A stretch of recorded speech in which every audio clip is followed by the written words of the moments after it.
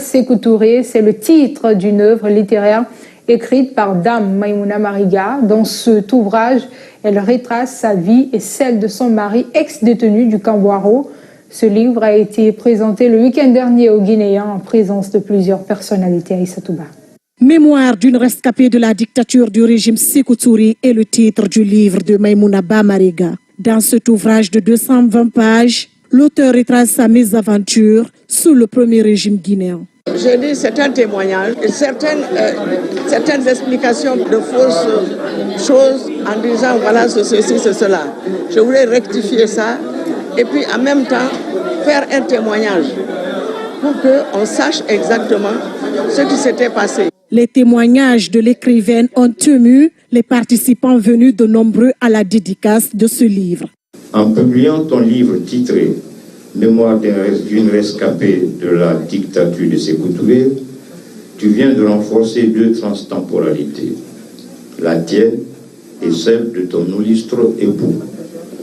Les Kalash disent à juste raison ce qui suit. Un mort dont on ne parle plus est un mort qui est réellement mort. Je souligne qu'elle a été la première pharmacienne de Guinée. C'est un honneur pour nous, les nouvelles éditions ivoiriennes, de l'avoir publié. Et je vous le recommande vivement. Nous avons accepté aux éditions L'Harmattan de diffuser ce livre parce que c'est un livre d'actualité. La Guinée a 60 ans d'existence.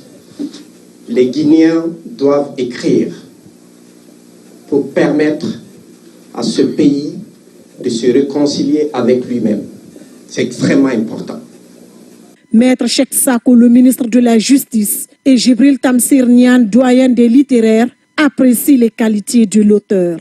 Il est important que dans ce pays, que les écrits restent, qu'il y ait un devoir de mémoire, compte tenu de l'histoire douloureuse de notre pays depuis 1958 jusqu'à maintenant.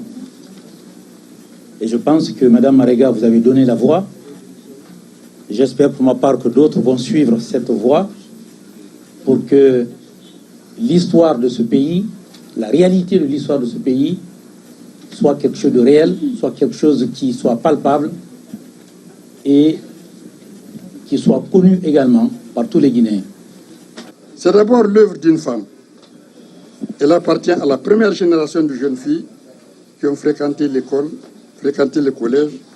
Elle a été la première bachelière guinéenne. Elle suit un enseignement supérieur et elle obtient le diplôme de pharmacie. C'est donc l'œuvre d'une intellectuelle qui a été frappée au cœur et on s'attendait à une réaction tôt ou tard de celle-ci. Avant l'assassinat de son mari en 1971, Maïmouna Ba communiquait avec lui à travers des lettres à partir de sa cellule. Elle fuira le pays avec ses enfants pour résider en Côte d'Ivoire. Après ce fabuleux parcours, Dame Maïmouna Mariga est aujourd'hui la propriétaire de l'une des plus grandes pharmacies d'Abidjan, où elle vit avec ses 5 enfants, dont un adoptif. Maïmouna Ba vit toujours sans époux depuis l'assassinat de son mari. Et puis ce communiqué qui vient de nous parvenir, Monsieur